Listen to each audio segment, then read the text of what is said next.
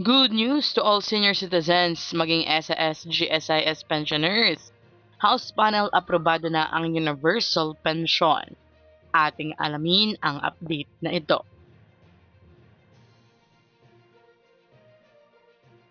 Magandang araw po sa ating manonood. Welcome po muli dito sa ating channel na Chaz Infos and Updates.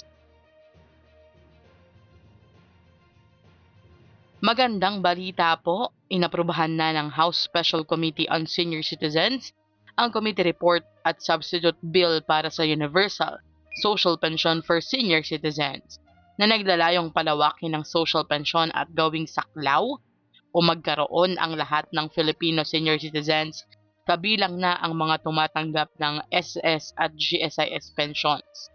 Kasama sa inaprobahang panukala ang House Bill number 1421 na inihain ni Marikina Representative Miro Kimbo.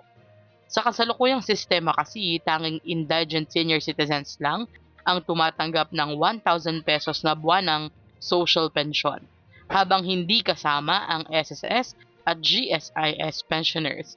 Ayon kay Rep. Kimbo, hindi na makatotohanan ang halaga ng maraming pensyon kung ikukumpara sa patuloy na pagtaas ng presyo ng bilihin at gastusing medikal.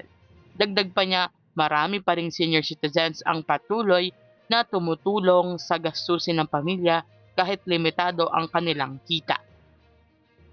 Binigyang diin ng mambabatas na hindi makatarungan at diskriminasyon ang pagbubukod sa mga SSS at GSIS pensioners lalo na't sila ay nagtrabaho, nagbayad ng buwis at nag-ambag sa ekonomiya noong sila ay aktibo pa sa pagtatrabaho.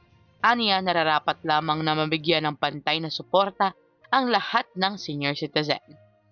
Ayon kay Representative Kimbo, layo ng panukala na tiyakin ang dignidad, seguridad at kapayapaan ng isip ng mga matatanda habang sila ay tumatanda, bilang pagkilala sa kanilang ambag sa pamilya, komunidad at lipunan. Matapos ang pag-aproba sa committee, ihahain na ang panukalang batas sa House Plenary para sa mas malawak na talakayan. Ano pang inyong reaksyon dito? I-comment na sa baba. Sa aking palagay, magandang direksyon ito kung talagang maisa sa batas. Sa hirap kasi ng buhay ngayon, malinaw na kailangan ng mas inklusibong suporta para sa ating mga lolo at lola. Hindi lang ito tungkol sa pera kundi sa pagkilala sa kanilang halaga at pagbibigay sa kanila ng mas maayos na pagtanda. Sa ngayon po, paalala lang po, ito ay House panel pa lang na naaprubahan. Hindi pa ito ganap na batas. Marami pa itong pagdadaanan, ngunit ang panalangin natin ay magtuloy-tuloy at mabilis ang pag-aproba para talagang maisa batas na.